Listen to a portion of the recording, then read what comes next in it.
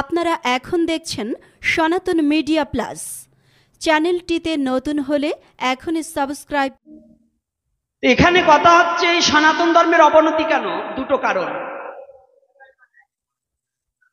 কারণ কেন? জাতি হিংসার কথাটা বলেছিলাম না? বলেছিলাম। আচ্ছা, আর একটা হচ্ছে ব্রাহ্মণ্যবাদ। ব্রাহ্মণ্যবাদ, যদি কোনো ব্রাহ্মণ বাবা থেকে থাকেন তাকে প্রণাম করি, কিন্তু বামনকে নয়। আমি ব্রাহ্মণকে শ্রদ্ধা করি। কেন? ব্রাহ্মণের মধ্যে কোনো হিংসা থাকতে পারে না। 9টা গুণের মধ্যে তার অহিংসা আছে, নাকি আছে না? তাহলে হিংসা তার নেই। যার মধ্যে বিন্দু মাত্র হিংসা আছে সে কোনোদিন ব্রাহ্মণ হতে পারে না। তাই এজন্য আমি ব্রাহ্মণকে শ্রদ্ধা করি, কিন্তু বামনকে নয়। বামন আর ব্রাহ্মণের মধ্যে তাৎপর্য আছে। সন্তান আর কুসন্তান একই মায়ের পেটে হয়েছে। মার কাছে জিজ্ঞাসা করছে ওইটা কে? কয় বাবা তার বলেন ওটা আমার কুসন্তান। কুসন্তান বলে না?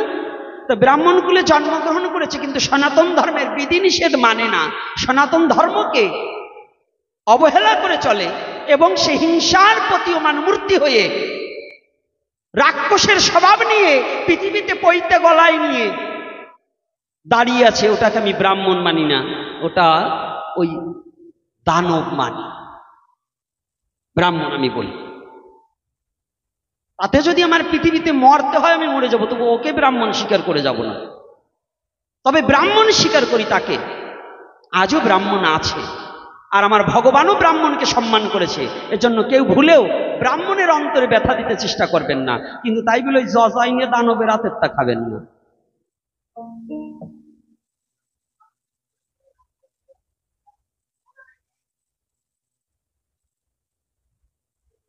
জয় শ্রী রাধে। কথাগুলো বোঝা যাচ্ছে কিনা বোঝা যায় না? বোঝা যাচ্ছে তো? সর্বপ্রথম আমার জিজ্ঞাসা, আজকে আপনারা দেখবেন একটা ইউটিউবে ছেড়ে দিয়েছে,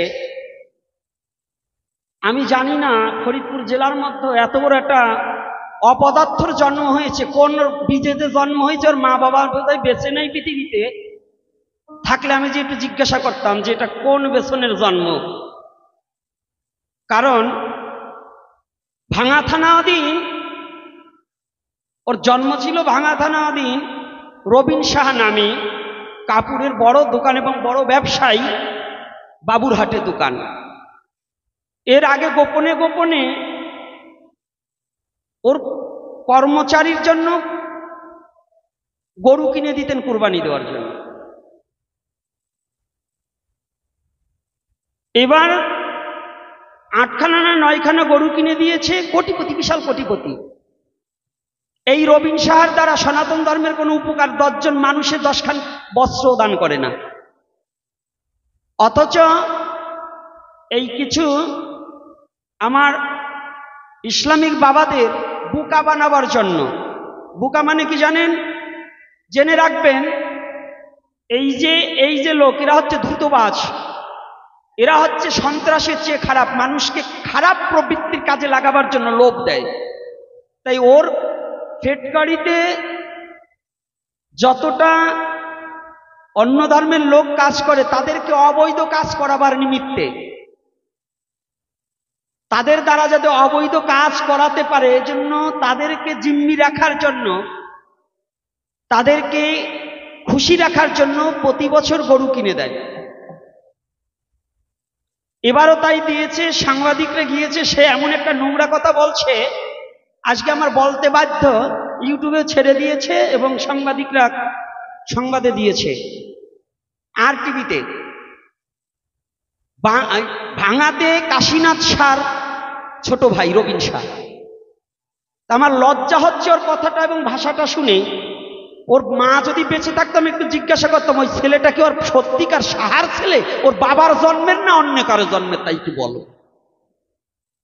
কারণ যদি সনাতনী রক্ত ওর মধ্যে থাকতো তাহলে এহেন কাজও করতে পারে না। এর উদ্দেশ্য হচ্ছে, ও বলেছে, সাংবাদিক জিজ্ঞাসা করেছে আপনাকে সনাতন ধর্মের কেউ বাধা দিয়েছে কি? বলছে না, কেউ কেউ অন্য ভাবে বলে, আমাকে সরাসরি কিছু বলে নাই। আর বলবে কি করে? হিন্দুরা 80% গোমাংস ভক্ষণ করে। তা আমি জানতে চাই, ওরা কি মানুষের জন্ম দেশে না জানোয়ারে জন্ম দেশে? এটা ওর মা থাকলে ভালো করে জেনে নিতাম। এই আপনাদের শ্যামনগর থানা থেকে মামলা করবেন, আমাদের হিন্দু জাতির জন্য কুলাঙ্গার। আর আমার এই ইউটিউব চ্যানেলে তোমরা ছেড়ে দেবে, নরসিংদী, মাধবদী, বাবুরহাট, ওই অঞ্চলে যত হিন্দু ব্যবসায়ী আছে, এই শুয়োরের দোকান থেকে সমস্ত যারা ব্যবসা করে, মাল নেওয়া আনা করে, এরকে বয়কট করতে হবে। এবং যে কাপড়টা কিনবার যাবে না, এই মায়েরা, প্রত্যেকটা সনাতনী জাতি, এই আমি আপনাদের আর একটা ইউটিউবে বলে দেবো কোন কোম্পানি খুলেছে, এই কোম্পানির কাপড় পর্যন্ত কেনা বন্ধ করে দেবে। মুসলমানের দোকানের কাপড় কিনতে কোনো বাধা নেই, মুসলমানের বাড়ি খেতে কোনো বাধা নেই, সে তার ধর্ম প্রতিপালন করে, সৃষ্টিকর্তা তাকে যে ধর্মে পাঠিয়েছে তার ধর্ম সে প্রতিপালন করবে, ওখানে আমার কোনো কথা নেই। কিন্তু যে কুলাঙ্গার সনাতন ধর্মে জন্মগ্রহণ করে সনাতনকে এত বড় ছোট চোখে দেখেছে, আমি বলতে চাই, ও যেমন কোন হিন্দুর সাথে যোগাযোগ না করে হিন্দুকে বলছে 80 জন হিন্দু এ করে, আমি বলতে চাই যদি এই জবাবটা সত্য হয়, আমিও বললাম ওর বাবার জন্মের নয়, ওরে অন্যজন জন্ম দিয়েছে, তাহলে আমারটাও সত্য। কি আপনারা কি বলতে চান? কথা মিথ্যা না সত্য? আজকে এই 10-15 হাজার লোকের মধ্যে যেমন আমি বলে যাচ্ছি, আপনারা প্রতি থানায় থানায় সমস্ত হিন্দু জাতি এবং গোবিন্দ প্রামাণিকের কাছেও আমার এই কথাটা চলে যাবে, এবং যারা ইউটিউবার আছে ছড়িয়ে দেবে।